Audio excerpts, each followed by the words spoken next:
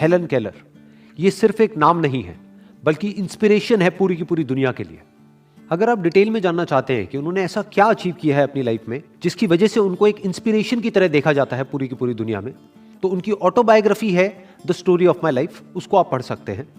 और उनके ऊपर एक मूवी बनी है जिसका नाम है द मिरेकल वर्कर, वो मूवी आप देख सकते हैं। और 2005 में एक मूवी आई थी इंडिया में ब्लैक के नाम से, जिसमें अमिताभ बच्चन थे और रानी मुखर्जी थी, तो आप वो मूवी भी देख सकते हैं। That was inspired from the life of Helen Keller. तो आज हम हेलन केलर की जो कोटेशंस हैं उसके थ्रू उनकी थॉट प्रोसेस की डेप्थ में चलेंगे और समझने की कोशिश करेंगे कि जो भी उन्होंने अचीव किया या जो उनका एटीट्यूड था उसके पीछे रीजन क्या था। लेकिन उससे पहले मैं शॉर्ट में आपको थोड़ा सा उनके बारे में बता देता हूं। हेलन जब सिर्फ 19 महीने की थी तब उनको एक बीमारी हुई थी। उस बीमारी को प्रॉपर्ली कोई डायग्नोज नहीं कर पाए डॉक्टर्स, लेकिन उसकी वजह से वो पूरी तरह से डेफ ब्लाइंड हो गई, यानी कि ना वो सुन सकती थी ना वो देख सकती थी। उसके बाद उनके घर वालों ने बहुत कोशिश करी कि किसी तरीके से कि उनकी देखने की और सुनने की शक्ति वापस आ जाए। वो बहुत डॉक्टर्स के पास गए, बहुत जगह गए, लेकिन कुछ नहीं हुआ। जब हेलन 6 साल की थी तब उनके कॉन्टैक्ट में आई उनकी टीचर, जिसके बाद उनकी लाइफ पूरी तरीके से चेंज हो गई। इनफैक्ट जितना रोल हेलन का है उनकी सक्सेस में या उनकी अचीवमेंट्स में, उनसे बड़ा रोल उनकी टीचर का है। ये जो नेवर गिव अप एटीट्यूड था एक्चुअल में वो एन सेल्वन का था। जो सबसे बड़ा चैलेंज था हेलन के लिए और एन के लिए वो ये था कि किस तरीके से उनको वर्ड्स का मीनिंग समझाया जाए। वर्ड सिखाना इतना बड़ा चैलेंज नहीं था, उस वर्ड का किस ऑब्जेक्ट से रिलेशन है ये समझाना वाज नेक्स्ट टू इम्पॉसिबल, क्योंकि वो सुन नहीं सकती, वो देख नहीं सकती। तो अब कैसे उनको ये बताया जाए कि ये जो आपके हाथ पे जो टच हो रहा है इसको पानी कहते हैं, इसको वाटर कहते हैं। That was the biggest challenge. तो वो जब आप मूवी देखेंगे तो आपको ज्यादा अच्छे से आइडिया लगेगा कि ये कैसे हुआ, ये मिरेकल कैसे हो पाया। लेकिन उस मूवी में एक बड़ा इंटरेस्टिंग पॉइंट आता है जहां पर जा करके जो एन है यानी कि उनकी टीचर, हेलन की टीचर, वो हेलन की मदर को बोलती हैं कि मेरा सबसे बड़ा चैलेंज यही है कि किस तरीके से मैं इनको कम्युनिकेट करूं, किस तरह से हेलन को बताऊं कि इस वर्ड का मतलब ये होता है कि ये टेबल है, ये चेयर है, कैसे बताऊं, ये मेरा सबसे बड़ा चैलेंज है। तो उनकी मदर ने उनसे पूछा टीचर से, तो फिर आप ये कैसे करोगे? तो उनकी टीचर ने जवाब दिया कि मुझे नहीं पता कि ये कैसे होगा, लेकिन बिल्कुल ऐसे ही होगा जैसे कि एक पंछी होता है, एक मूवमेंट आता है उसकी लाइफ में जब वो उड़ जाता है, ऐसे ही हेलन की लाइफ में एक मूवमेंट आएगा। वो कब आएगा कोई नहीं बता सकता, लेकिन एक मूवमेंट आएगा जब ये क्लिक हो जाएगा हेलन को कि इस वर्ड का मतलब ये होता है। And this was the actual miracle. और जो पहला वर्ड उनके मुंह से बाहर निकला था वो था वाटर। उसके बाद में उन्होंने कभी भी पीछे मुड़ के नहीं देखा। उसके बाद में वो अपनी मदर के पास में गई, फादर के पास में गई, उनको टच किया, जाकर के अपनी टीचर से पूछा अच्छा ये कौन है? तो उन्होंने लिख करके बताया कि ये मदर है, ये फादर है, ये टेबल है, ये चेयर है। उसके बाद में वो सिलसिला शुरू हो गया। इनफैक्ट ये जो स्टोरी है ये सिर्फ हेलन की नहीं है, ये हेलन और एन की स्टोरी है, क्योंकि मरते दम तक एन ने हेलन का साथ नहीं छोड़ा। तो ये सिर्फ एक टीचर और स्टूडेंट की रिलेशनशिप नहीं है, ये एक दोस्ती की कहानी है, कंपेनियनशिप की कहानी है। तो इस कहानी से सिर्फ हम ये नहीं सीख सकते कि ये इम्पॉसिबल कुछ भी नहीं है इस दुनिया में, हम ये भी सीख सकते हैं कि एक रिलेशनशिप क्या होती है, कि अगर दो लोग साथ में आ जाए जिनकी अपनी अलग अलग पावर्स हो तो वो दोनों मिल करके किस तरीके से मिरेकल्स कर सकते हैं। तो हेलन उसके बाद में सीखती चली गई वर्ड्स, वर्ड से बने सेंटेंसेस, सेंटेंसेस से फिर ग्रामर, फिर उसके बाद में लिप्स को टच करके और थ्रोट को टच करके वो बोलना भी सीख गई। और वो दुनिया की पहली ऐसी इंसान बनी जो कि डेफ ब्लाइंड होने के बावजूद भी उन्होंने अपनी ग्रेजुएशन कंप्लीट करी बैचलर ऑफ आर्ट्स में। लेकिन वो यहां नहीं रुकी, ये सिर्फ एक शुरुआत थी। तो ना सिर्फ उन्होंने पढ़ा और बोलना शुरू किया, उन्होंने लिखना भी शुरू कर दिया। उन्होंने कई बुक्स लिखी, जिसमें से सबसे पॉपुलर उनकी जो बुक है वो है the story of my life, जो उनकी ऑटोबायोग्राफी है। और सिर्फ इतना ही नहीं, पूरे वर्ल्ड में उन्होंने ट्रैवल किया as a lecturer. So she was not just a graduate but also an author and a lecturer. ये थी उनकी अचीवमेंट। और कौन है ये इंसान जो कि ना देख सकती है ना सुन सकती है बचपन से ही? तो इस इम्पॉसिबल काम को इन दोनों ने मिलके, हेलन ने और एन ने मिल करके कैसे पॉसिबल किया, ये अगर आप और डिटेल में जानना चाहते हैं तो आई स्ट्रांगली रिकमेंड यू कि एक बार ये मूवी जरूर देखो आप, द मिरेकल वर्कर। तो अब हेलन केलर की जो पॉपुलर कोटेशंस हैं उसकी हम डेप्थ में चलेंगे और समझने की कोशिश करेंगे कि ये जो उन्होंने अचीव किया उसके पीछे क्या थिंकिंग थी। तो उनका पहला कोट है, the only thing worse than being blind is having sight but no vision. मतलब ना देख पाना, इससे खराब क्या होगा सोचो। मतलब हम किसी कमरे में बैठे हों और एकदम से लाइट चली जाए और अंधेरा हो जाता है कुछ देर के लिए, तो कैसा फील होता है। सोचो वो इंसान जिसकी जिंदगी में अंधेरा हमेशा के लिए हो गया है, वो कुछ देख ही नहीं सकता है।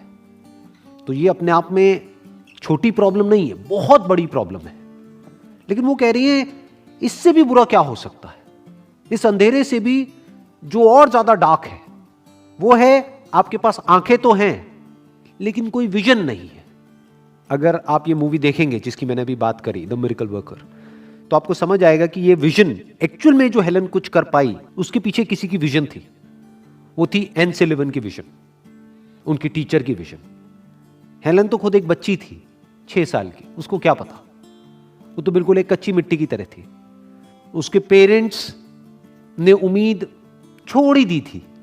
जो एन की विजन थी, जिस तरीके से वो हेलन को देख रही थी, उसमें सबसे बड़ी रुकावट खुद हेलन थी और हेलन के पेरेंट्स थे। वो उस विजन को पूरा नहीं होने दे रहे थे, लेकिन ये अड़ी हुई थी। एन ने अपनी विजन को नहीं छोड़ा। एन ने हेलन में कुछ ऐसा देख लिया जो और कोई नहीं देख पा रहा था, इसलिए वो विजन पॉसिबल हो पाई। इसी तरीके से अगर हम खुद को सिर्फ उतना ही देखते हैं, आंखों से क्या होता है, हम देख सकते हैं। क्या देखेंगे शीशे में, हमको क्या दिखेगा, हमको एक बॉडी दिखेगी। अरे तो बॉडी तो जानवरों की भी है, बॉडी तो सबकी है। ऐसा क्या खास है आप में, ऐसा क्या है आप में जो आप कर सकते हो जो इस पूरी दुनिया में और कोई नहीं कर सकता। अगर उसको आप डिस्कवर कर सकते हो और उसके बारे में सोच सकते हो और उसको अचीव करने के लिए स्टेप्स उठा सकते हो, इसको विजन बोलते हैं। मतलब अगर आप अपने अंदर कुछ ऐसा देख सकते हो जो शीशे में नहीं दिख रहा है, that is vision. That is better than eyesight. आंखें आपको सिर्फ वो दिखा सकती है जो है, लेकिन जो हो सकता है वो आंखें नहीं दिखा सकती। उसको हमें अपने अंदर पहले देखना पड़ता है, फिर वो बाहर पॉसिबल हो पाता है। एक और इनका बड़ा इंटरेस्टिंग कोट है जो इसी से रिलेटेड है, वो है when one door of happiness closes another opens, but often we look so long at the close door that we do not see the one which has been opened for us. सबसे पहले समझते हैं कि quotation आ कहां से रही है। ये आ रही है हेलन के स्टैंड पॉइंट से। उनके 2 ऐसे दरवाजे जिस दरवाजों से हम सीख सकते हैं, हम सब सीखते हैं, वो दोनों ही दरवाजे हेलन के लिए बचपन में ही बंद हो गए थे। कौन से दरवाजे? देखने का और सुनने का। तो अब अगर वो चाहती तो वो उन्हीं बंद दरवाजों की तरफ देखती रहती, लेकिन उन्होंने ऐसा नहीं किया।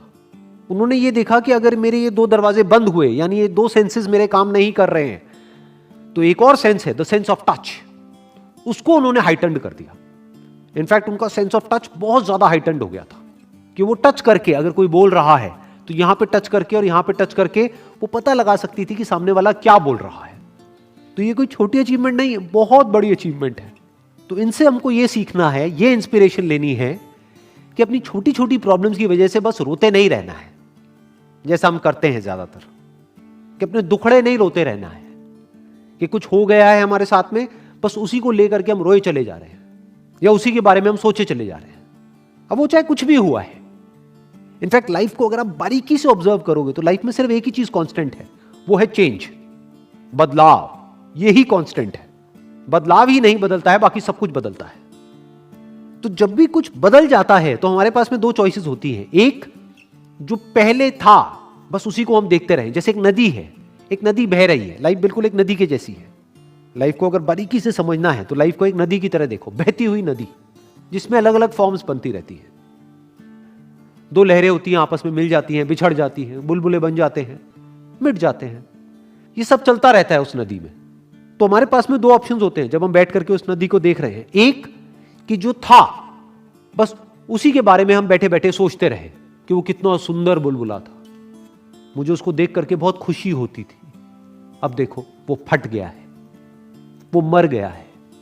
अरे भाई कुछ मरता नहीं है। अगर बारीकी से ऑब्जर्व करोगे नदी में, क्या बुलबुला मर गया है? क्या बन गया है? वो पानी। बुलबुला बनने से पहले वो क्या था? पानी। जिस वक्त बुलबुला था उस वक्त क्या था? पानी। तो क्या बन रहा है, क्या मिट रहा है?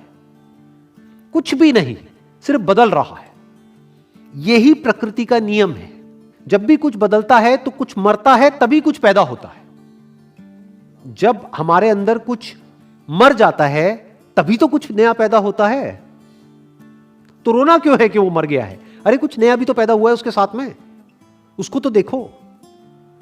और लाइफ को अगर आप और बारीकी से ऑब्जर्व करोगे तो आप देखोगे we are living in the field of infinite possibilities. Life में क्या क्या हो सकता है उसकी कोई लिमिट नहीं है। आप क्या क्या कर सकते हो उसकी कोई लिमिट नहीं है। इसका मतलब क्या है कि बंद दरवाजे तो लिमिटेड हैं, लेकिन जो खुले हुए दरवाजे हैं वो अनलिमिटेड है, वो इन्फिनिट है। सिर्फ कुछ दरवाजे बंद होते हैं, लेकिन हर मोमेंट में अनलिमिटेड दरवाजे खुले रहते हैं हमेशा। बस हमारी नजर वहां पर नहीं जाती है क्योंकि हम बंद के बारे में ही सोचते रहते हैं। तो ये कहा जा रहा है कि जो रास्ता बंद हो गया है उधर मत देखते रहो, जो रास्ते खुले हुए हैं उधर देखो और आगे बढ़ो। Next quote is never bend your head, hold it high, look the world straight in the eye. दुनिया की आंख में आंख मिला करके बात करने का दम होना चाहिए आपके अंदर। इसका मतलब क्या है?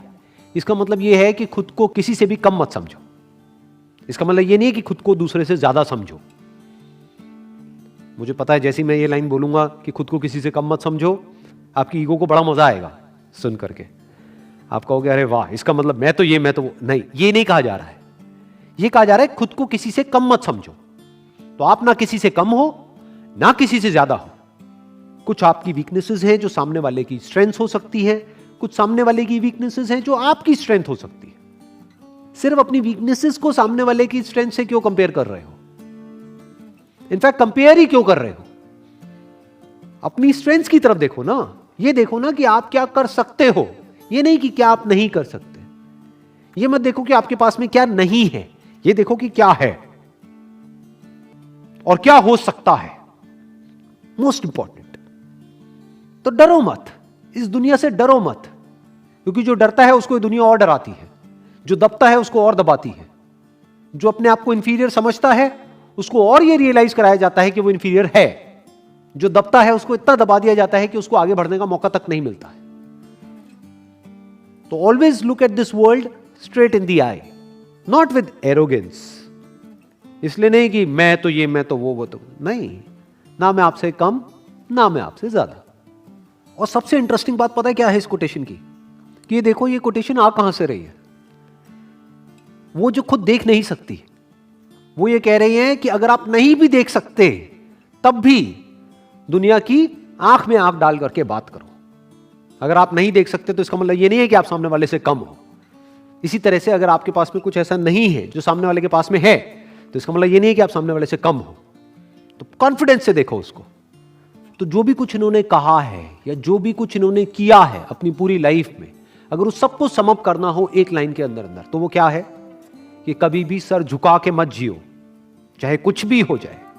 सर झुका के मत जियो, सर उठा के जियो। Wish you all the very best. Thank you so much.